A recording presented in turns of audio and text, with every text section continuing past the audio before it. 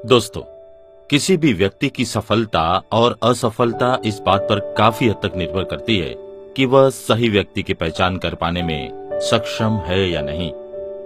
अक्सर जीवन में हम किसी इंसान की पहचान करने में गलती कर देते हैं। सही लोग अगर किसी को मिल जाते हैं तो उसका काम आसान हो जाता है और वह तेजी से सफलता की राह पर चल पड़ता है।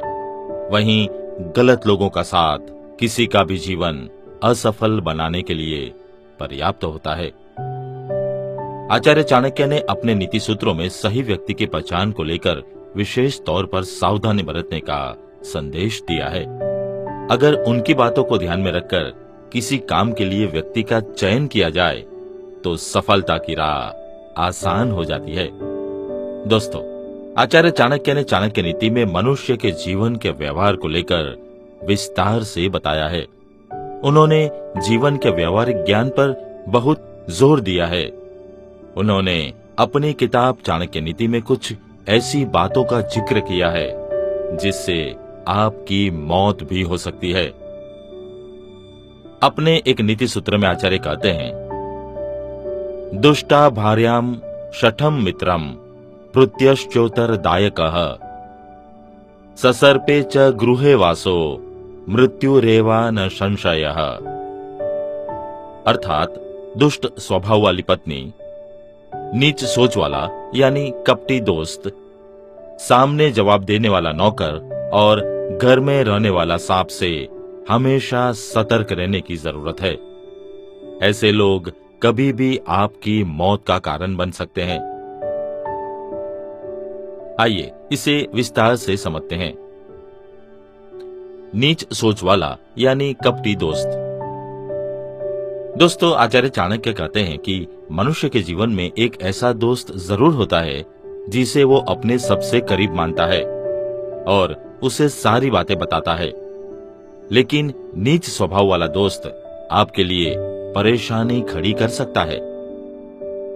अपने फायदे के लिए आपकी गुप्त बातों को वो दूसरे लोगों को शेयर कर सकता है। जो लोग कपटी लोगों को दोस्त बनाते हैं उन्हें धोखा मिलता है।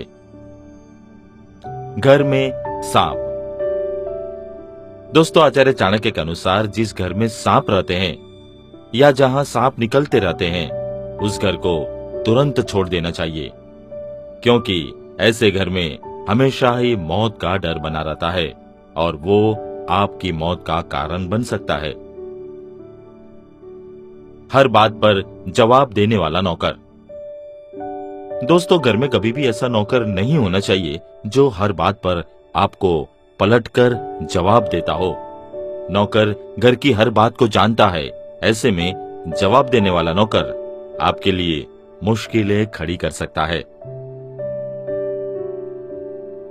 दुष्ट स्वभाव वाली पत्नी। दोस्तों, आचार्य चाणक्य के अनुसार पत्नी के चरित्र के साथ साथ उसका स्वभाव भी अच्छा होना जरूरी है। दुष्ट स्वभाव वाली पत्नी घर को नरक बना सकती है। ऐसे घर में पति भी घुट घुट कर जीता है। ऐसी स्त्री को पत्नी बनाने से पहले पुरुष को काफी सोच विचार करना चाहिए। ये पति की मौत का कारण बन सकती है। आइए इसके अनुसंधान में मैं आपको एक छोटी सी कहानी सुनाता हूं। बादशाह अकबर को अपने सभी मंत्रियों पर अभिमान था, परंतु प्रशंसा तथा प्यार सबसे अधिक बीरबल के प्रति था। बीरबल की हाजिर जवाबी, बुद्धिमत्ता और तर्क बुद्धि सभी दरबारियों तथा आम जनता के द्वारा सराही जाती थी। लोग अपनी व्यक्तिगत समस्याएं लेकर दूर दूर से उनकी सलाह लेने आते थे। बीरबल अपनी तर्क बुद्धि के लिए प्रसिद्ध थे, परंतु राजमहल का हर व्यक्ति उन्हें पसंद नहीं करता था। वहां कुछ मंत्री ऐसे भी थे जो उनकी लोकप्रियता से जलते थे। ऊपरी मन से तो वे उनकी प्रशंसा करते रहते थे, परंतु मन ही मन वो उनके विरुद्ध षड्यंत्र रचते रहते थे। उन्हें यह बात बिल्कुल अच्छी नहीं लगती थी कि बादशाह अकबर उनको सबसे अधिक पसंद करते हैं। बादशाह बीरबल की प्रशंसा भी करते थे और उन्हें बहुमूल्य उपहार भी देते थे। आखिर उन मंत्रियों ने बीरबल से हमेशा के लिए छुटकारा पाने का निश्चय कर लिया। एक दिन मंत्रियों का एक दल बादशाह अकबर के नाई के पास गया। कुछ ही लोग बादशाह अकबर के पास सीधे जाकर उनसे बात कर सकते थे। नाई भी उनमें से एक था। बादशाह अकबर हमेशा उसके काम से खुश रहते थे और अक्सर उसे कीमती उपहार दिया करते थे। मंत्रियों ने नाई से कहा, हम लोग बीरबल से हमेशा के लिए छुटकारा पाना चाहते हैं, इसीलिए तुमसे मदद मांगते हैं। इसके बदले में हम तुम्हें इनाम देंगे। नाई न केवल चालाक था पर बहुत धूर्त भी था। वह फौरन इस समझौते के लिए तैयार हो गया। उसने मंत्रियों को आश्वासन दिया कि वह बीरबल को निश्चित रूप से रास्ते से हटा देगा।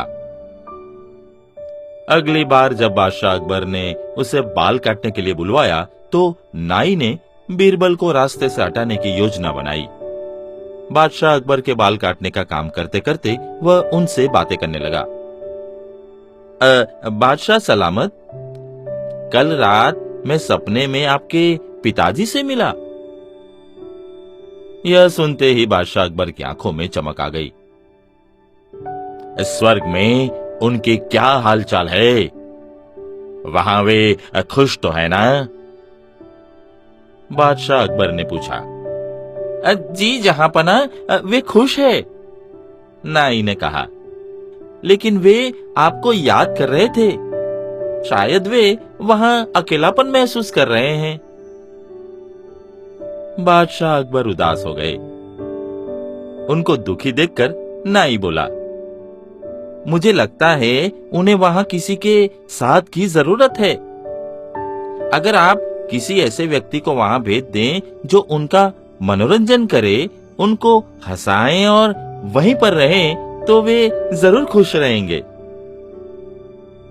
बादशाह अकबर खुद परेशान हो उठे। उन्हें समझ में नहीं आया कि नाई क्या कहना चाहता था। नाई ने समझाया, जहांपना, आपके पिता का साथ देने के लिए हमें किसी व्यक्ति को स्वर्ग में भेज देना चाहिए। अकबर नाई की ओर हैरानी से देखने लगे। यानी तुम्हारा कहने का मतलब है कि मैं किसी आदमी को जान से मार दूं ताकि वह मेरे पिता का मनोरंजन कर सके? अकबर ने पूछा। जी नहीं जहांपना, हम ऐसा नहीं कर सकते, पर मुझे एक बढ़िया तरकीब सूझ रही है। मैं एक ऐसे जादूगर को जानता हूँ जो किसी भी आदमी को स्वर्ग में भिजवा सकता है और फिर सुरक्षित वापस भी ला सकता है। नाई ने कहा। परंतु वह आदमी बुद्धिमान होना चाहिए ताकि वह जादूगर के निर्देश समझ सकें और कोई भी मुश्किल आने पर अपनी तर्क बुद्धि का प्रयोग कर सके। बादशाह अकबर कुछ देर तक सोते रहे।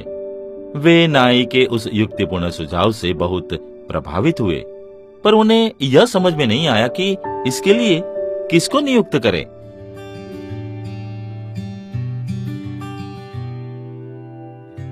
दोस्तों, आज के एपिसोड में बस इतना।